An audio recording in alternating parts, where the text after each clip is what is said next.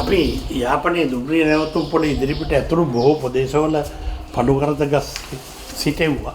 එක ගසක් මගේ නිවස ඉදිරිපිට මේ හිටවල තියෙන මේ පඬුකරද ගහ. මේක මට ඒ අමාත්‍යංශ නිලධාරීන් විසින් ලබා දුන්න පඬුකරද ගස් ගණනාවක් අපි රටේ විවිධ ප්‍රදේශවල සිටෙව්වා. මේක විශාල වෘක්ෂයක් බවට පත් වී මේක වෙන ස්ථානයක නැවත සිටවන්න තියෙන. ඒ කියන්නේ මේක ඕන තැනක හැදෙනවා.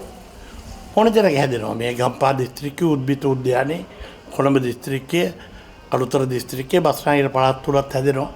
අපි මේ යාපනයේ දුම්රිය නැවතුම් පොළ ඉදිරිපිට ප්‍රදේශයක මේ ශාඛාවක් හිටුවේ දැන් කොයි තත්ත්වයේ තියෙනවද කියලා මම දන්නේ නැහැ.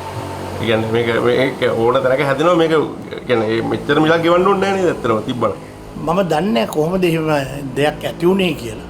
මොකද ඒ වන විටත් ගම්පහ දිස්ත්‍රික්කය තුල පඬුකරද ගස් ශාඛා රාශියක් තිබෙන බව තමයි මට ඒ නිලධාරීන් වාර්තා කළේ. මේක එහෙම රැකගත යුතු කොහෙවත් නැති එකම වෘක්ෂය ලෙස පිළිගන්න නොහැකි බව අපි පිළිඅරන් තමයි කැබිනට් පත්‍රිකාව ඉදිරිපත් කළේ. ඒ කියන්නේ දැන් මේ ශාකයේ තියෙනවනේ මේ ශාකය හොයාගත්තේ එතකොට අර මව් ශාකයෙන් අර පඬුකරද ගහෙන් අරද? කොයිකත් පඬුකරද ශාක වර්ග එකයි. නෑ ඒ කියන්නේ එතනින් අරගෙනද මුලක් අරගෙනද? කොහොමද දන්නේ?